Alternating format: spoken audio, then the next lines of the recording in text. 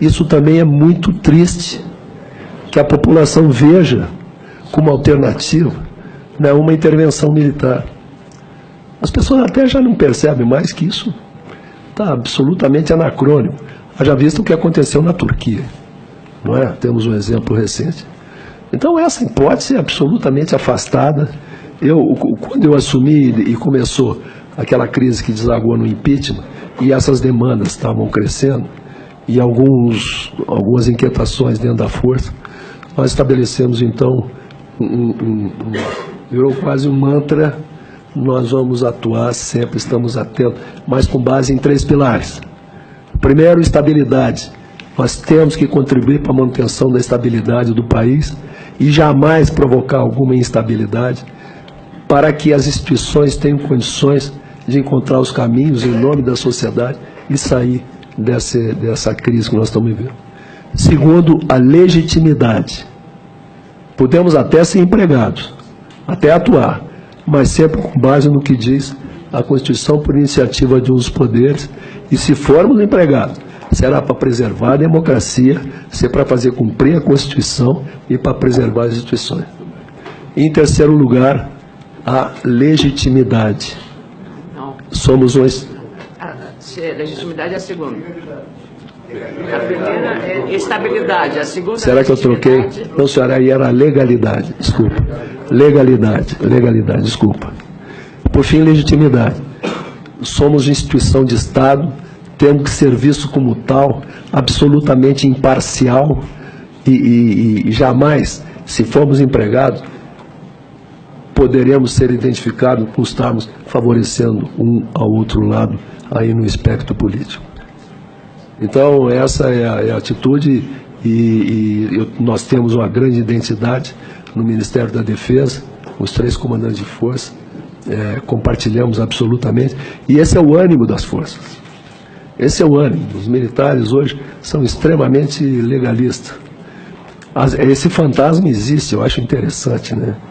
De que os militares, a intervenção, enfim, absolutamente. Eu fico até chateado, às vezes, quando ouço esse tipo de coisa, porque reflete desconhecimento da natureza, né, da nossa essência. Vamos exorcizar esse fantasma, gente. Está na hora. Porque ficam gastando energia com coisas que absolutamente não são pertinentes.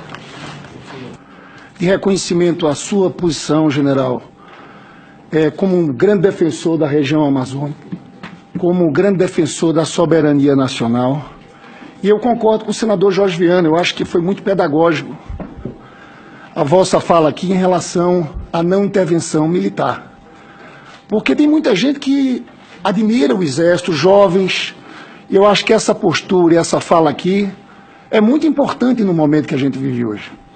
Lhe cumprimento não só pela sua presença aqui, mas pelo grande serviço que Vossa Excelência tem prestado ao nosso país, com as suas ideias, que muito mais do que visionárias são completamente compromissadas com a nossa gente e com o nosso país. Para a gente é um orgulho ter, senadora Ana Amélia, um gaúcho amazônida.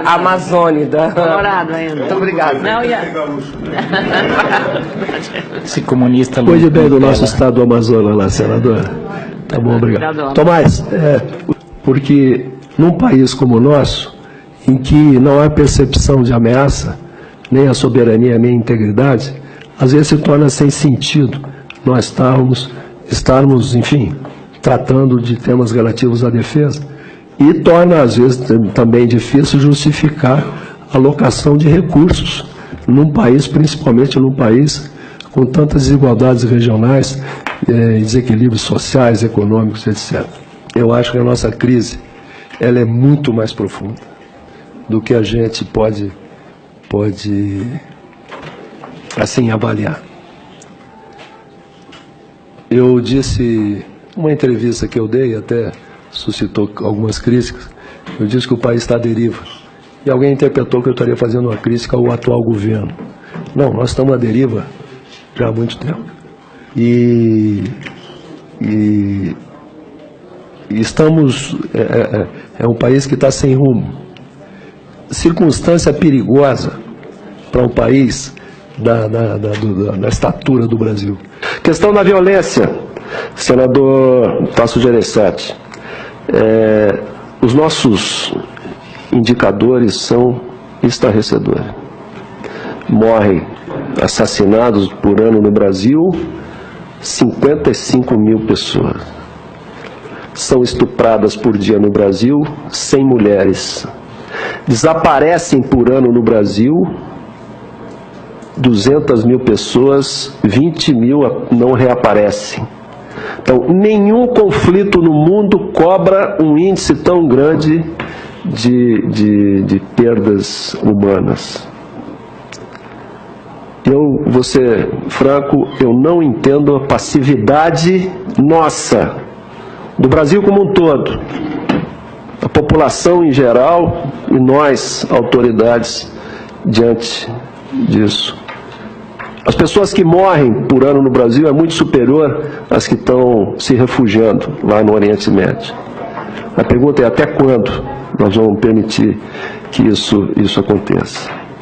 Então, junto com a questão do narcotráfico, que estão intimamente relacionadas, eu acho que é um tema que nós temos que abordar de formas diferentes, com outras abordagens, e com mais intensidade, com uma visão integrada, sistêmica, porque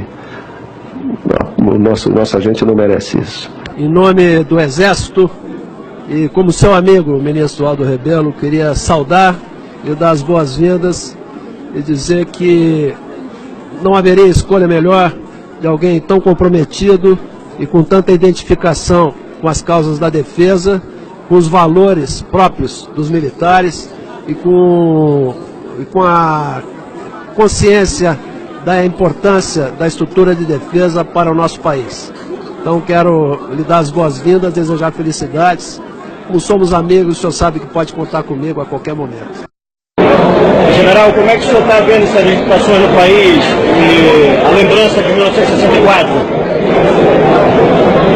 Não há paralelo com 1964.